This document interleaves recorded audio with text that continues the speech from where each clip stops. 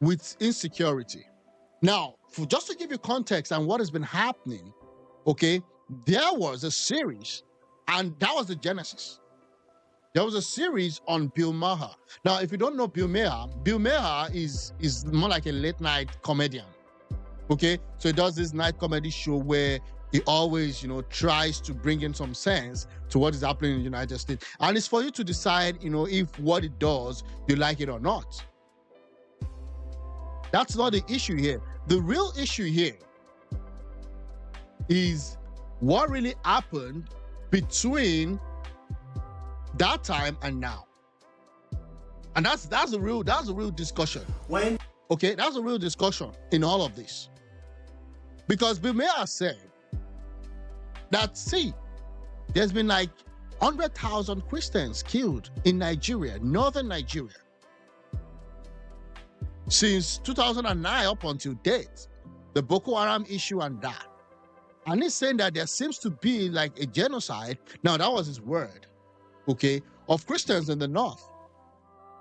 And, given all of the story and all of the reactions to that, then we saw the U.S. Senator Ted Cruz jump into action saying, oh, I'm going to have a bill that, the government has been enabling the saga that is happening in Nigeria. Now, when I heard that, there were different school of thought. Given that in my own personal capacity, I understand that Tinubu has been, working so hard on economic reforms. And if you listen to what I say, for those who at least have a little bit of brain will understand that some of these reforms were really important. It was really important that we go through that reforms. But that people are still being hurt by those reforms. And it's going to take a while. And also, there is also the school of thought that believes that the presidency has not done well with respect to their own luxurious lifestyle. And I kind of agree with that too. But one area where I always, even though I feel that, things could be done better, is the fact that Tinubu has not really tried when it comes to security. Is it doing stuff? Yeah. Are people working hard? Yeah. Are people putting their lives down to secure Nigeria, especially going to all those forests and all that? Yes. But again, that's not what is that's not what is in question here. The question here is, what is the result? Because if you're doing everything you can do, but there is really nothing moving, or the numbers of death tolls have not improved for the past 2 years, and there is no direction as to what's going to happen in the future, then again, you can't come here to tell me that, oh yeah, the president is doing well, Tinubu is trying to fix something. Like, what the hell? What is he doing? And it took everybody shouting before the president even tried to go to Benue State. This is a president that would, in the next minute, go and tweet about a mishap that is happening in another country in the West and ignore all the issues that is happening in Nigeria. And I find that very repulsive and painful to me, given that I even support a lot of the works that he is doing. So I call that out. I don't unnecessarily agree with the approach that the U.S. is using. And again, I don't even like the U.S. wading into matters that is Nigerian. But the reason why they are wading into the matter in the first place is because you didn't do your job. You didn't do your job. If you've done your job and you've secured the country, we shouldn't be in this mess. Now, this is where it gets interesting. Reno Omokri, who has appointed himself as the unofficial spokesman of this administration, came out and started, trying to spin it and saying that there was no Christian genocide. Okay, fine. Maybe there is no Christian genocide, but you can also reduce the fact that Christians are being killed in the north and that Christians are being affected in a greater proportion because they are always the first point of contact. And they are systematically targeted. The churches, the priests, they first target them, even before they go to the mosque, the farmers, and then the other villages. So I just want to listen to this, and then I'll go to what really happened with the conference. When the issue of Christian genocide in Nigeria began, I felt it was my patriotic duty to bring the facts out to the international community. And I reached out to Mayor Mike Arnold, a Republican elected mayor from Blanco, Texas. And I also reached out to Jeff Gibbs, a filmmaker from the United States, and I invited them over to Nigeria for a fact-finding mission. And we've met with the leadership of the Christian Association of Nigeria, and now this is the Secretary General of the Jamaatul Nasir Islam. For those who don't understand, it just means Society for the Support of Islam. It's the APEC Islamic body in Nigeria, and it's an umbrella body of all the Muslims in Nigeria. And at the top, we have His Eminence, Sarki Musulumi, Sultan of Sokoto. Now the thing is, I'm a Christian, and a lot of people know that I've written books on Christianity, and I come from a long line of people who are Christian scholars. And anybody that denies that there are killings of Christians in Nigeria, I mean, that person is obviously a liar. And equally a lie is to deny that there are killings of Muslims in Nigeria. And you know, we're not very good at keeping records, but it's quite possible that right now even more Muslims are being killed than Christians. So to say that there is a Christian genocide in Nigeria is not true. And so maybe I wouldn't have used that word if it was me to say that, you know, there is a Christian genocide in the North. But I think the appropriate word to use, the right word, is Christians are being persecuted in northern Nigeria, because that covers everything. While they're being killed, while Muslims are being killed, there is always let me put it this way. There's always the systematic targeting of Christians, of their groups. They're targeted in their villages and they're being killed. So you can always spin this as is everybody. No, it's not just everybody, because there's an ideology behind that. And to them, they think that it's part of an holy jihad. So again, what I'm gonna say to Muslims, to those peace-loving Muslims, is this: what are you doing to stop that ideology? Because if you don't believe that that's right, if you believe that someone should be killed, then I'm sorry, that's not in the nature of God. And one of the countries that have been able to maintain a good level of peace, do you think that the Islamists don't want to go to Dubai and conquer that Dubai? No, but they've been able to bring legislation and build institutions to ensure that there is no occurrence of terrorism in Dubai, in the United Arab Emirates, even in Qatar. They may be using them against other countries, but they make sure that their own homeland is safe and secured. So again, when people say, oh, no, you are just mixing everybody's both Muslim and Christian. No, the Christians are systematically targeted. And like I said, there is always a bounce back. When the Christians are targeted and nothing is being done to it, what happens? Then they move to the next one. Oh, these other Muslims, they are not in my own caucus or my own group.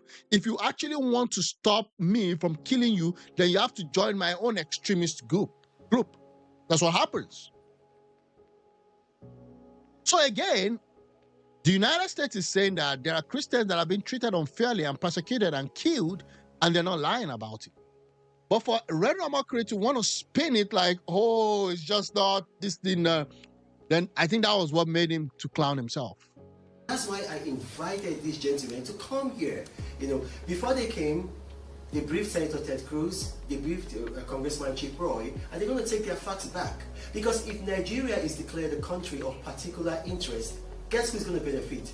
The terrorists. That is what they want. The ordinary citizens in Nigeria are going to be poorer for it, and they're going to resent the United States. And the US, since 1962, when our first Prime Minister, Tafawa Balewa, went to the United States, has been our strongest ally, and we don't want that relationship to go. Now, Congressman, do you have anything to add? I'm still gathering facts, and I really appreciate the opportunity to meet such esteemed, honorable people.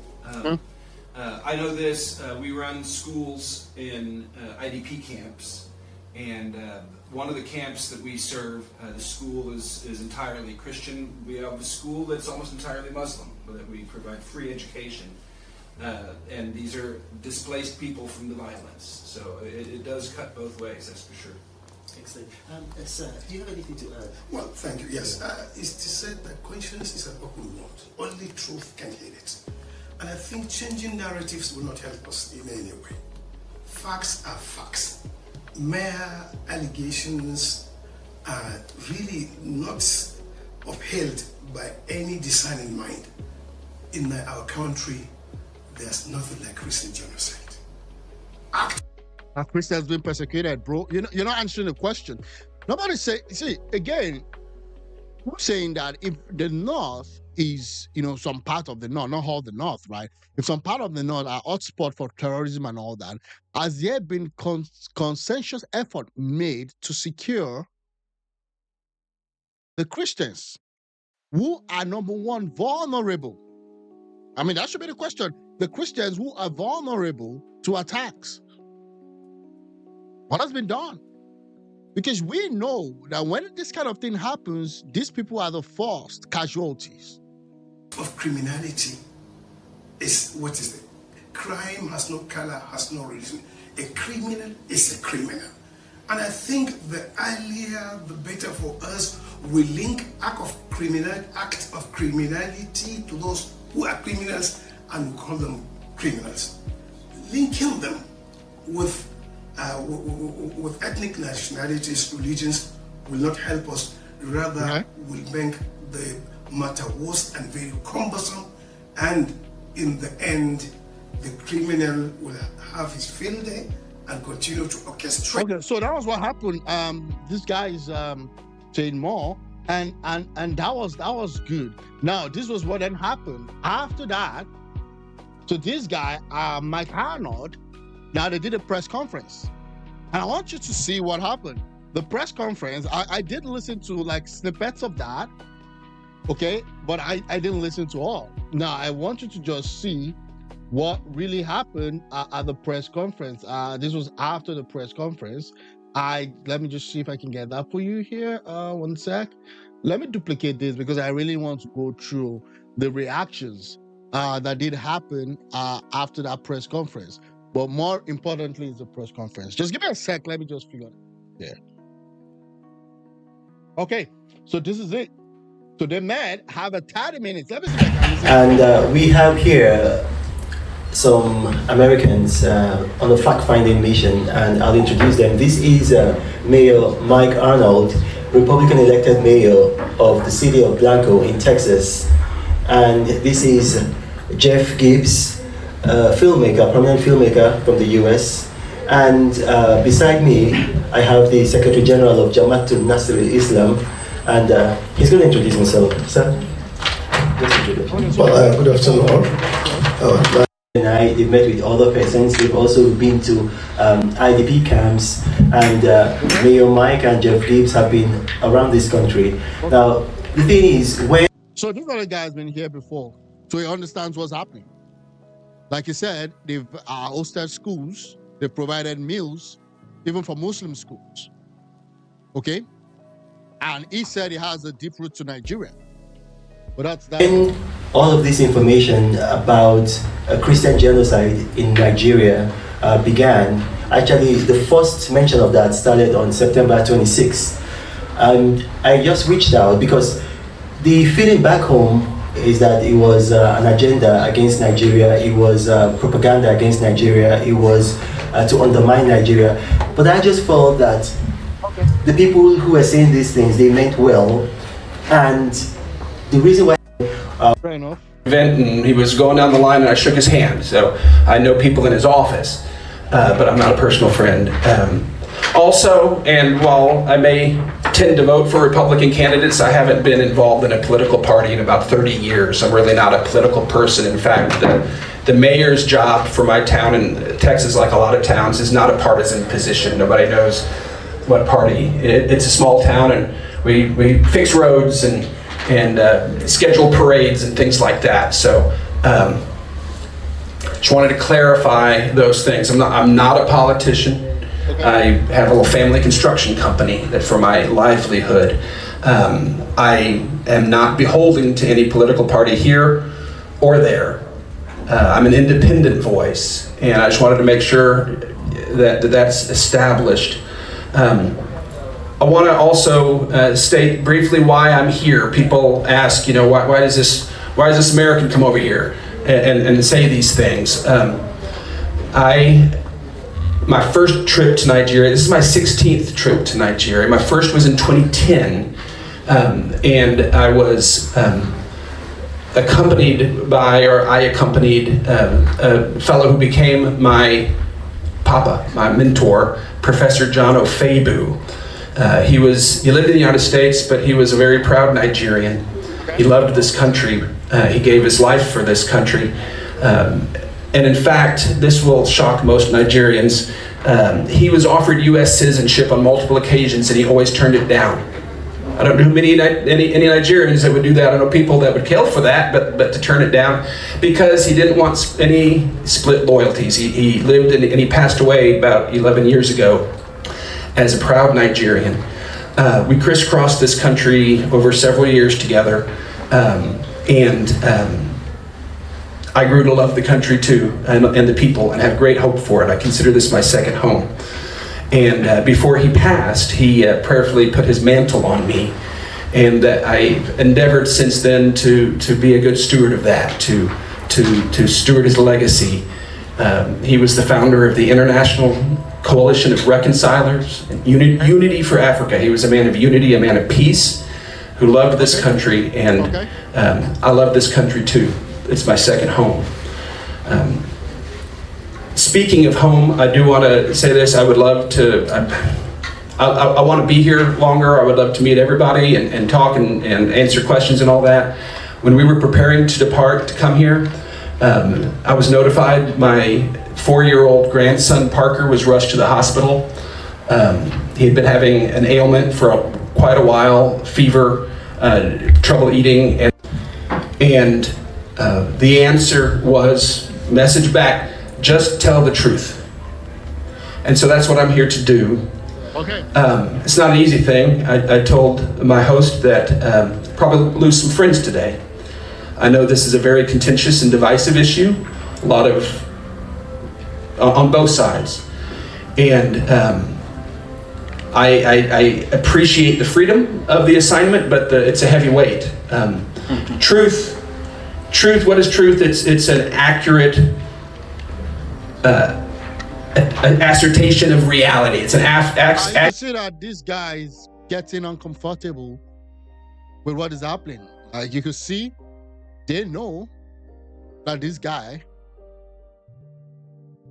may be doing stuff, right? So let's see. Accurate picture of reality. That's what truth is. What is real? What is really there? That's what truth is. And truth is the only thing ultimately that's sustainable. It's the only thing that can bring us together. If one side or any side or anybody has built anything or advanced anything that's not firmly on the truth, it simply can't last. And so I've been very careful. I've been very precise ever since I got invited. Pretty much full-time, late into the night. I've been researching, talking to experts, spent considerable time, retired U.S. ambassador friend of mine, a longtime international human rights attorney, journalists, and others, because the truth is important. And I can't say, nobody can say that what they're going to speak or present is 100% truth, but it's the very best I could do, and it's very well validated. So he's saying that it's not 100% true. If it's 100% true, then why do we have this label full statement of fact? Fact-finding mission. I'm expecting to have data that would either support or refute, the whole stuff. And backed up and supported, documented. And I can also guarantee this, it's going to probably, everybody on every side is going to be a little bit uncomfortable with what I say. I would ask you to bear with me to the conclusion, because that's what's important. There have been, I believe, misunderstandings, misconceptions, miscommunications, and agendas on every side of this. And I've attempted to throw those out the window and just focus on the facts. So if anybody's a little uncomfortable, just bear with me. I think it's going to be equally uncomfortable. Because that's what the truth is, right? I mean, violence and displacement in Nigeria, One of the contributors that's listed is U.S. Ambassador Louis Luck. Spent considerable time, and he's done a lot of work. He was an ambassador to Swaziland. He was also the number one person in charge of rebuilding Iraq after the war, number one guy in charge of rebuilding Haiti after the earthquake, and former board member of the World Food Program. So he has stature, and he's put his name on here. There are other experts that value the privacy in this day of social media, but if any journalist wants to dig deeper, I'd be happy to make personal connections with any of my sources. So you can, if you don't trust me, maybe you can do your own digging. That's what I encourage everybody to do. Don't ever take anybody's word for anything. Don't ever, specifically don't, if it's in the Nigerian newspapers, no offense to anybody, but there's oftentimes twists and turns there that don't line up with reality. Do your own homework, do your own research, search your own soul, and always seek the truth, because that's what's sustainable and that's what always wins. The truth always wins. I'm going to start, I'm just going to read it because it is important. Like I said, it's verbatim in the document that will be distributed. It's also will be posted online, so anybody can read this. But I'm going to read it because I don't want to make any mistakes. I don't want to deviate. Purpose and credentials. My name is Mike Arnold. I recently served as the elected mayor of the city of Blanco, Texas. I first visited Nigeria in 2010 as a board member of Unity for Africa. Since then, I've made 15 trips to Nigeria, including 6 extended investigative missions since 2019. I founded Africa Rise and International and Africa Rise USA 2019, along with my covenant brother, Pastor Jed DeGrace. I have frequently been quoted in top newspapers and TV news broadcasts here, and a couple viral videos too. I've never extracted anything from Nigeria. I've never taken anything home but souvenirs and small gifts. My closest and most trusted friends are native Nigerians.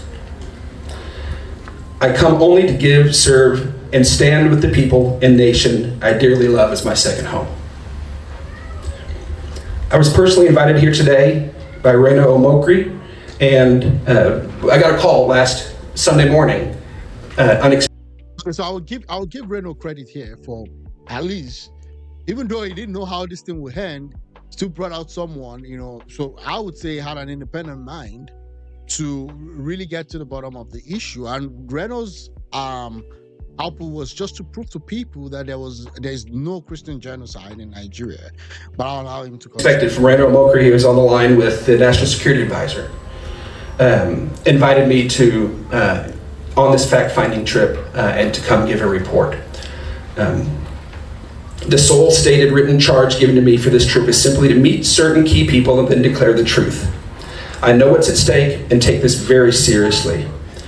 While my plane ticket and accommodations have been paid for, I have not asked for, been offered, nor received any compensation or promise of compensation for this, and no duress either. I've been given freedom. I'm not connected in any way or compensated by the U.S. government. And I don't advocate any policy. I'm not reporting for them, I'm not speaking for them, and I'm not advocating any policy. Okay. That's not my role here. I'm here independently, and this statement is made without coercion or inducement of any kind. Okay. I also note that numerous top U.S. officials have been briefed and are personally aware of my being here, the purpose of my trip, and my specific itinerary and expected return date. At their request, I am providing updates as to my status. These include, but are not limited to, Senator from the state of Texas, my state, Ted Cruz, and Congressman Chip Roy. The White House, U.S. State. So those two people talked about, Ted Cruz is a senator from Texas, and Chip Roy is a congressman from Texas.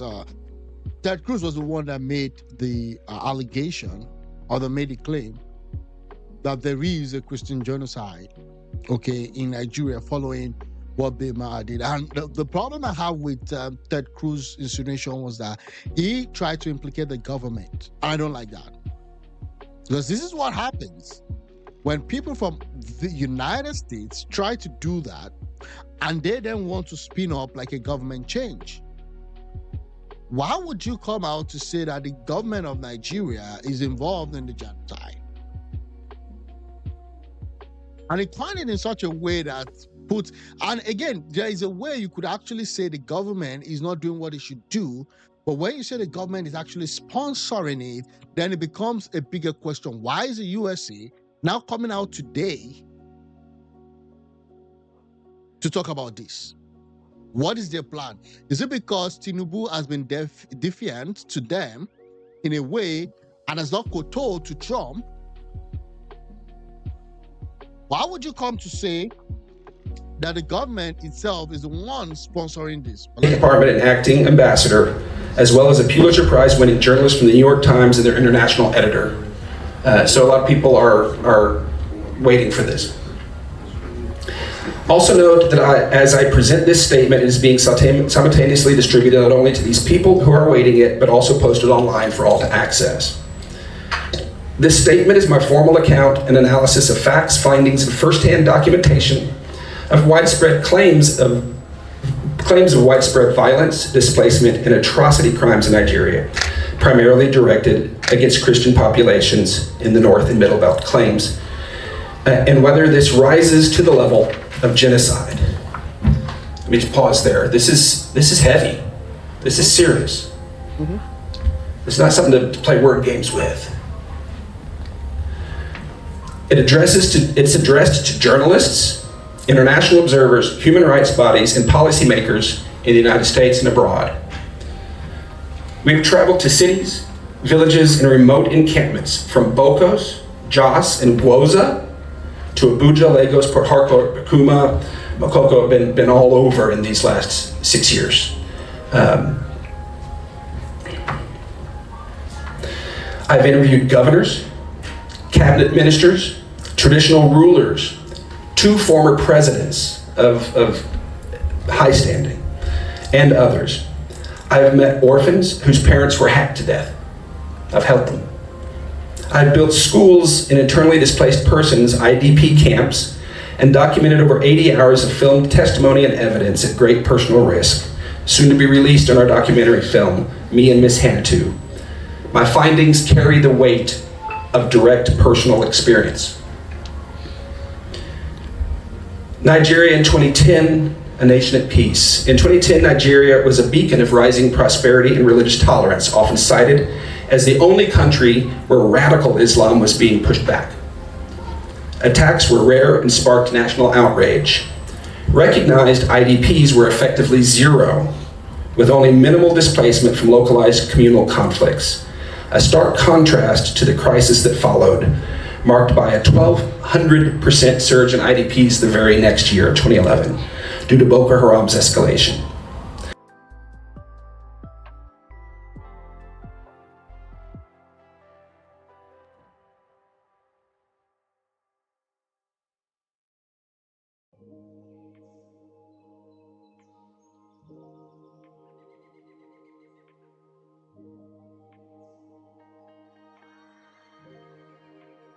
The prior absence of displacement crisis is both verifiable and damning, because today there's not an accurate count, because I know we have schools and camps that the governments of the world, including Nigerian government, deny exist.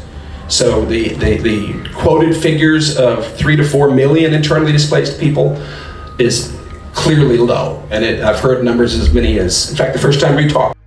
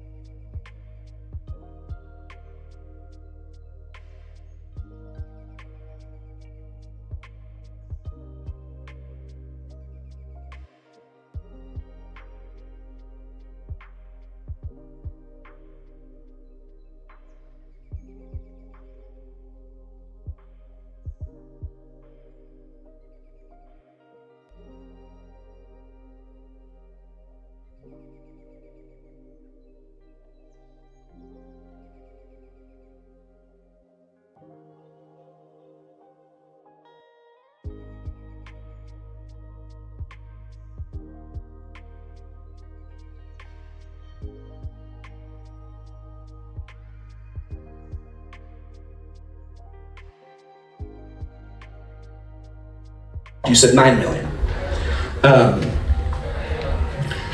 What has changed since then? By 2014, Nigeria's stability was shattered. Foreign meddling, including US involvement, played a pivotal role in the 2015 election, enabling regime change that emboldened actors who ignored or enabled extremist violence. High-placed eyewitness testimony confirms this interference, with firms like Cambridge Analytica further skewing the political landscape. Radical jihadist elements fueled by foreign fighters from Libya and Sahel, post-2011 Arab Spring, many who say were invited, not invaded at that stage, flooded into Nigeria, amplifying Boko Haram and ISWAP. Today, over 4 million Nigerians are displaced, a very conservative estimate. That's based on, in part on my work in hidden camps, and officials who label these IDPs officially as criminals or vagrants. I'm going to pause there for 1 second to make this point, because it's very clear that Nigerians understand this. We did a groundbreaking for a school at an IDP camp 2 years ago. And several journalists came and wrote articles about it. And my remarks were, and the whole purpose of this, what we do is we build camps in schools in IDP camps. And that was the whole purpose of this. The news report said that we build schools in rural communities. Took out the whole idea of IDPs. If reality, if truth is the only way for unity, and truth is the only thing sustainable, the Nigerian media, at least the ones in my experience, I don't know where they get off changing my words to sterilize it. But if you work for a paper and you're guilty of that, you're not a journalist, you're a propagandist, and it's for shame.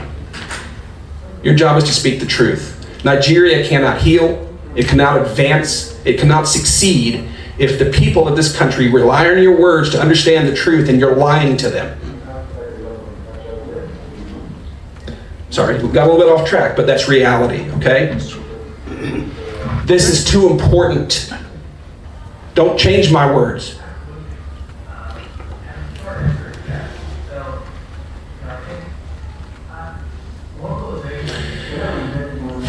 The vast majority of the IDPs are Christians, driven from their homes by deliberate political.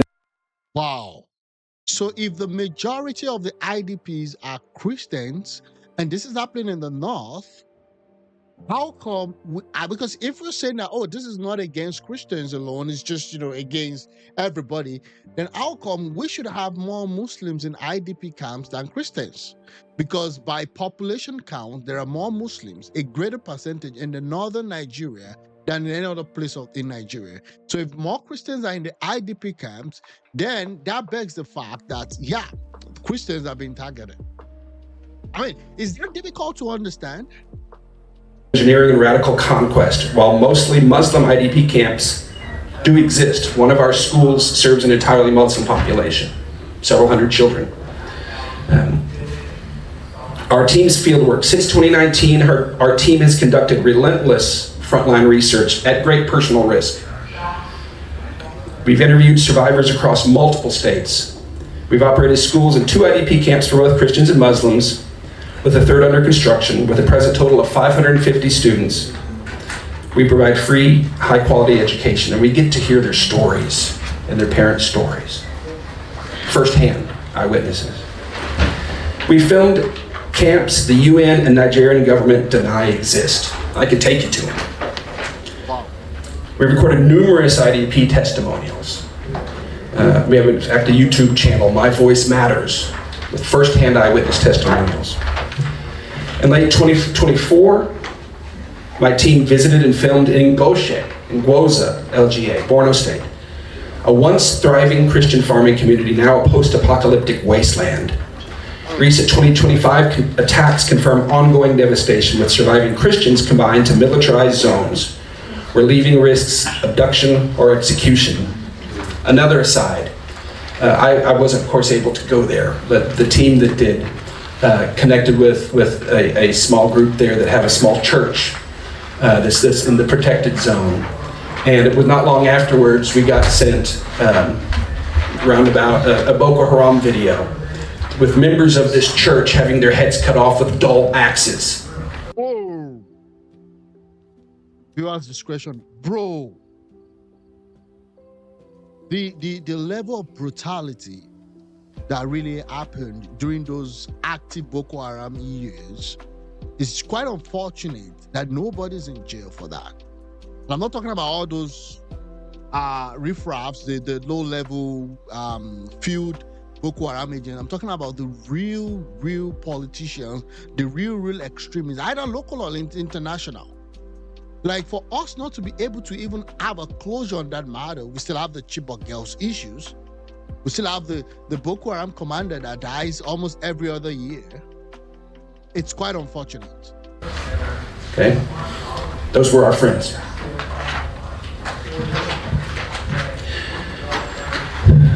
Our first-hand proof exposes a reality ignored by officials. Many people of Gwoza have been refugees in Cameroon for over a decade, abandoned by Nigeria, while those who return languish in the FCT, their homelands occupied by Boko Haram as the seat of its caliphate for years now. Consistent pattern of destruction. Across regions and years, we've documented a chilling pattern.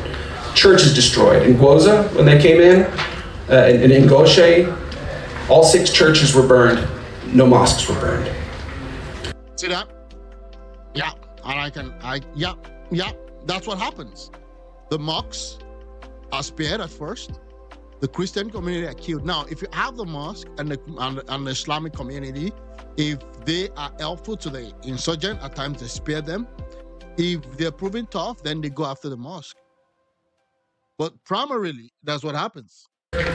Christian homes torched, jihadists resettled in captured lands. Authorities deny or excuse the attacks, while some Muslims resisting extremism are targeted. Absolutely. The peaceful Muslims are targeted. The overwhelming... That's what I said. The peaceful Muslims. And that's why the Islamic community needs to come in and do something about it. Not just the authority alone. What do you preach in your mosque? If you're standing up against extremism, they will attack you as a Muslim. But again, ordinarily, you know that the Christians are against that, so they are always the first point of attack. Evidence. Thousands of churches raise obviously selective violence leads some to claim this is a faith-based genocide against Christians and those rejecting radical Islam. That's what some claim. What drives this violence? This has come from the highest level and the deepest research. And there's 3 primary drivers. It's not chaos, but it's calculated.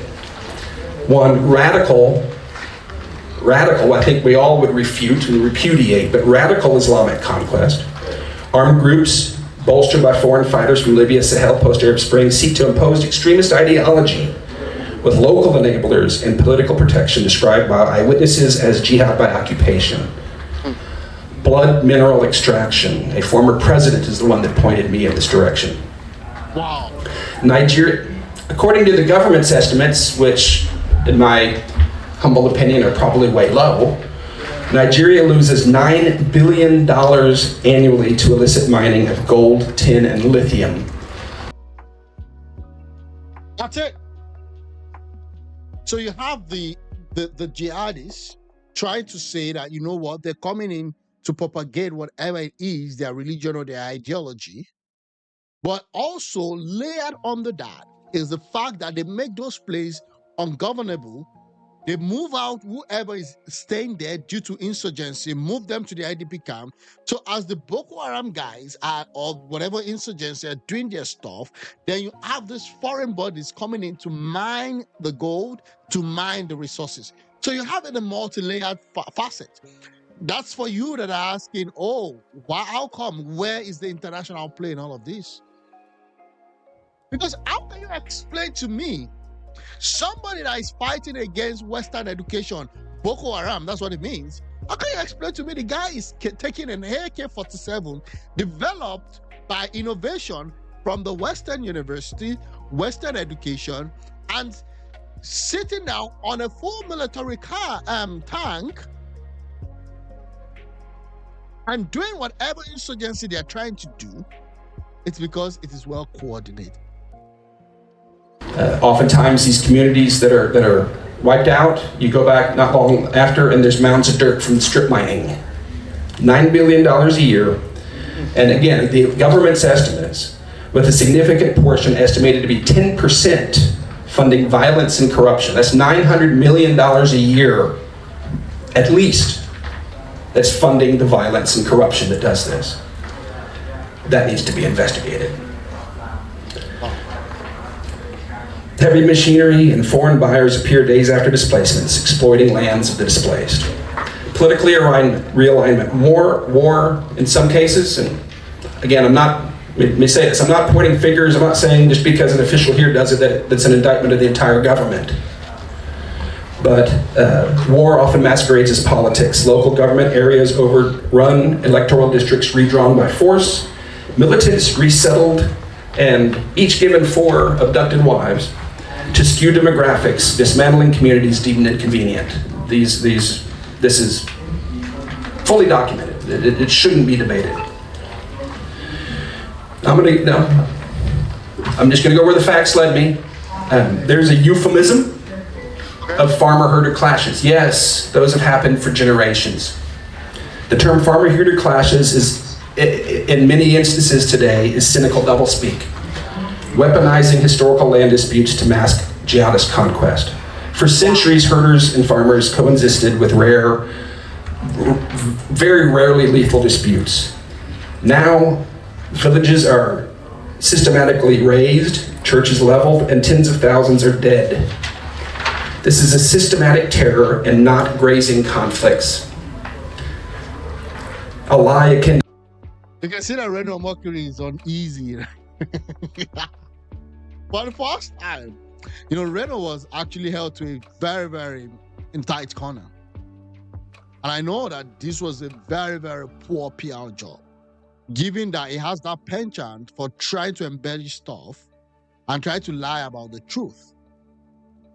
I mean, this was number one, it was done live. We're gonna do it live. It was done live. And he couldn't hide.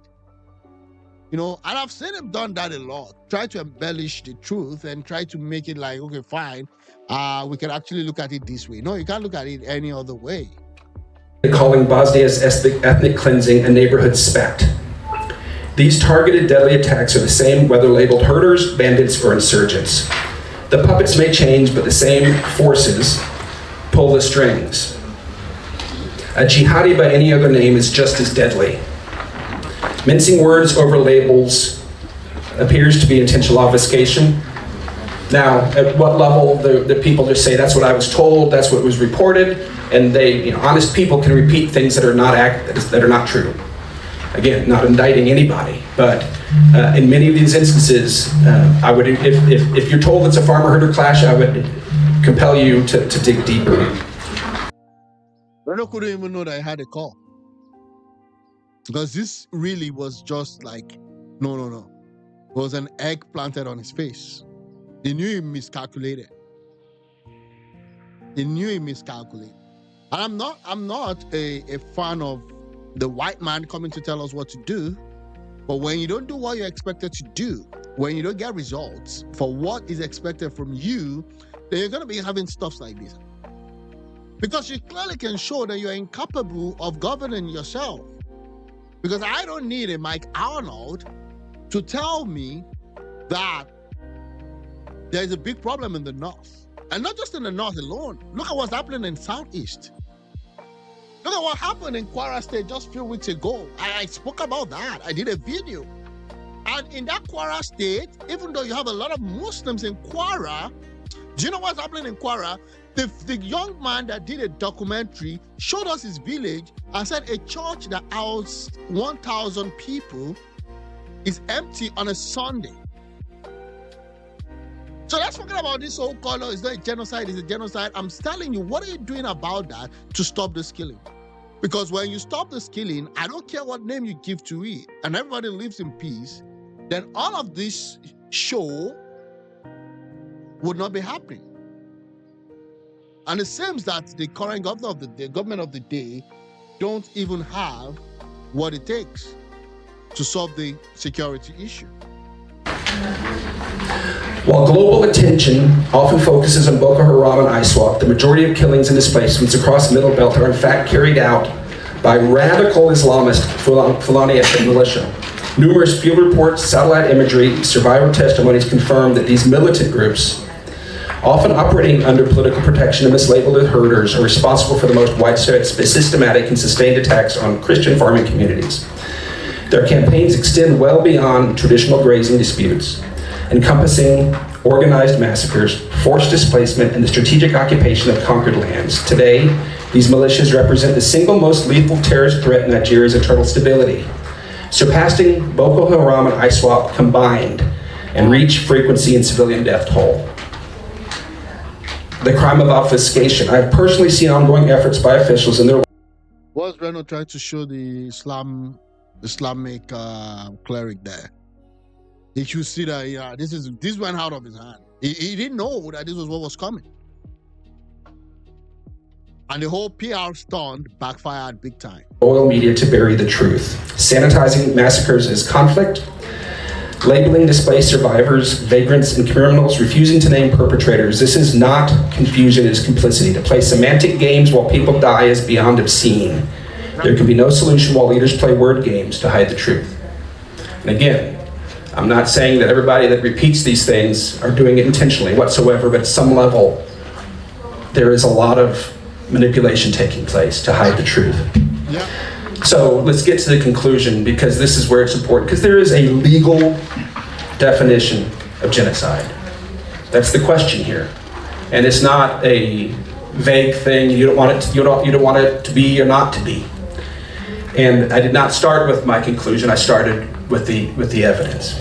Per Article 2 of the UN Convention on the Prevention and Punishment of the Crime of Genocide in 1948, genocide includes acts committed with intent to destroy, in whole or in part, a national, ethnic, racial, or religious group. It includes killing members of the group, causing seriously bodily or mental harm, inflicting conditions to bring about physical destruction, preventing births within the group, forcibly transferring children to another group. This is the legal, international Definition. understanding definition of genocide. The evidence is undeniable. Targeted killings, mass displacement, destruction of homes and churches, denial of aid, and erasure of Christian identity. My conclusion, my formal findings: an objective expert and eyewitness, a longtime lover and traveler throughout Nigeria with access at the highest levels, based on more than 5 years of investigation, field interviews, first-hand documentation, and deep consultation with top scholars, statesmen, and legal experts, and I'm happy to introduce you to all of that. And this document has more than 15 citations. I declare this without any shadow of a doubt. The campaign of violence and displacement in northern and middle belt Nigeria does indeed constitute a calculated, current, and long-running genocide against Christian communities and other religious minorities without any reasonable doubt. Wow. To continue to deny this is to be complicit with these atrocities. Wow. I say this not in anger, but in truth and grief. My stated assignment from my host was to speak the truth, and I have done that to the best of my ability. Wow. I believe Nigeria has a bright future. I believe in Christian-Muslim harmony. I believe good people of every tribe and faith and party must stand against this evil, but first we must name it. Here I stand. I can do no other. So help me God. Okay. So that's it. Ladies and gentlemen, this was,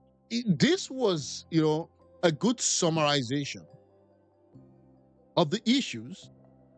Again, for those who would want to say, oh, why would a white man come to tell me what to do? A white man will come and tell you what to do when those that you've put in authority, or those that should do what they need to do, has messed up the whole plot. And that's what's really happening now. So apparently this guy, Mike Arnold, okay, came to Nigeria. It wasn't really known. I mean, according to him, he said he had just 114 followers. Look at him today. He has 20,000 followers. That means his story his submission resonates with people. Look at the post. He's only had 483 posts.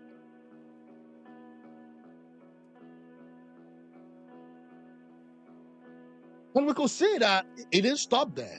It gave us another thing. This is another investigative report, earlier investigation that was done in 2021. And this also aligns with my own theory. That when someone is going into communities, into villages, killing people, in the name of whatever, farmers and others clashes or religion or whatever, sorry, there's nothing you can do about that than to destroy whoever is occupying your land in the name of terrorism. So this is what it's doing, right? Okay, look at this. The plot thickens and so does the local load of the millennium. It's about avoiding country of particular concern designation. Reno, Omokri, says it will help the terrorists and not the common man. Seriously, that, my friend, is what Orwell called doublespeak. It's how evil overlords historically controls the masses. Okay, what are they afraid of is accountability. Now, again, you have to say, how do we solve this issue? And that's the main thing. How is this issue solved? How is this issue solved? Because you might say, okay, fine. You don't want them to designate these people, as a terrorist, and also Nigeria as a country of concern. But the problem is, not designating them will make this guy spread even more. Because last time I checked, they're at the backyard. Kwara State. Kwara State has the next state to the southwest.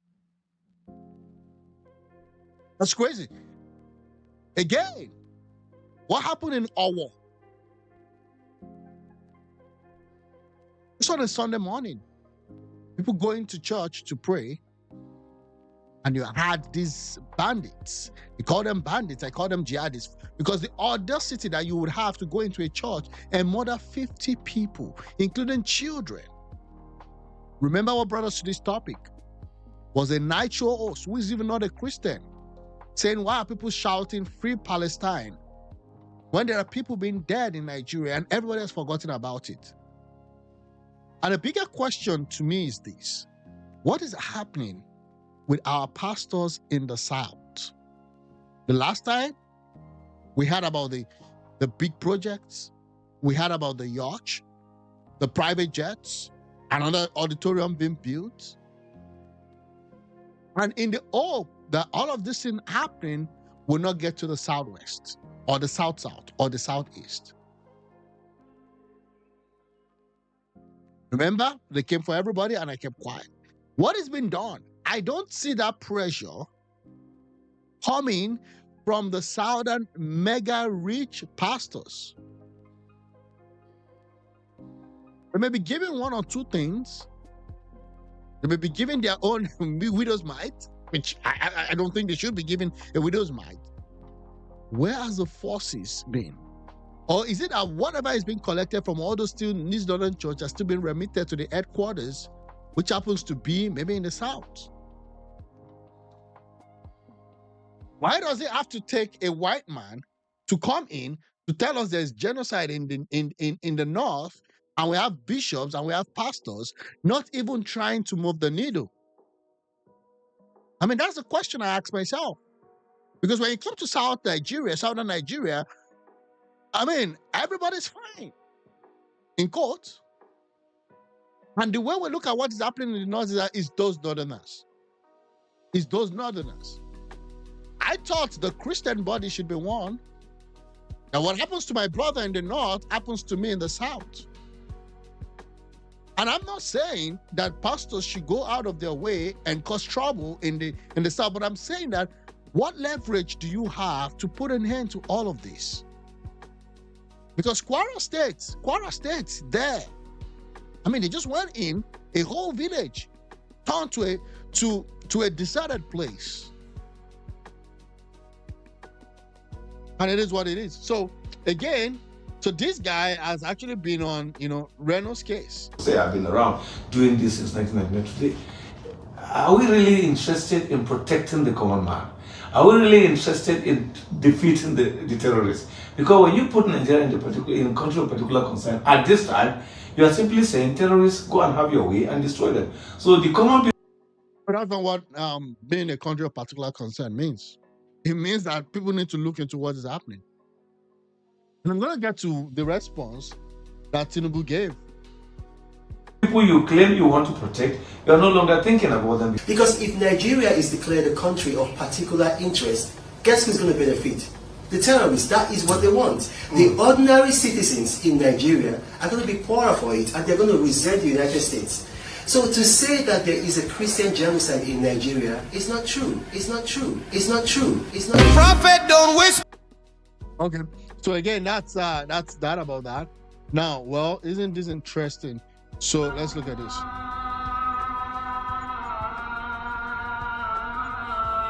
Criminality is a criminality. It has no bound, it has no color, it has no religion. Terrorism has no color and no religion and no tribe. We can never get it right until we link it to any religious group. It's not about religion.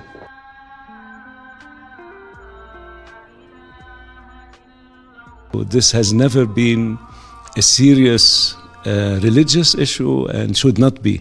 We're not very good at keeping records, but it's quite possible that right now even more Muslims are being killed than Christians. We even know that Boko Haram and ISIS are killing more Muslims than Christians. These are areas where there have been ethnic clashes. Herders and farmers.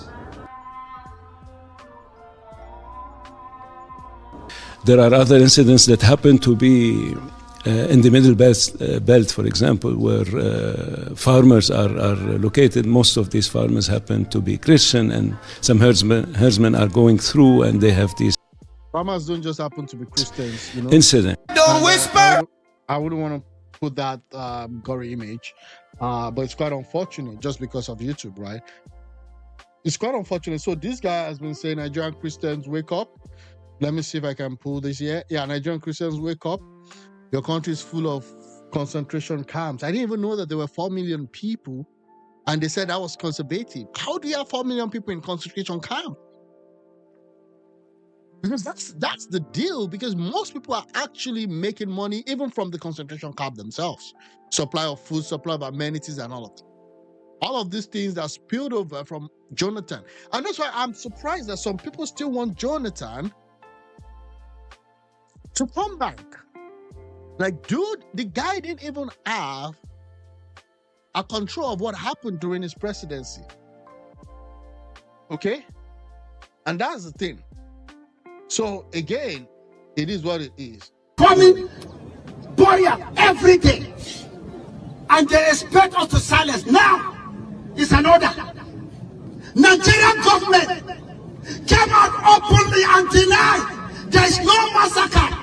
There is no genocide of Christians in Nigeria, and look at it today. Is there any Muslim? Can you imagine? Is there any Muslim here? Wow. Wow. United Nations, I know you're watching me. American Senate. You are watching what I'm doing, I'm saying here. Special advisor to Trump. Now, please tell Trump to save our life in Nigeria. This is a shame. No, this is a shame. This is a shame that we cannot govern ourselves anymore. Like, we don't even know what to do. So we needed a white man that is not even known in the US to come and tell us how we should lead ourselves. And that's a problem. That's a problem. What is our president doing Despite the fact that I actually, what's he doing? He comes here to say my wife is a pastor. So, how many people should be dead before we know what to do? I'm grateful that I'm alive. And to God be the glory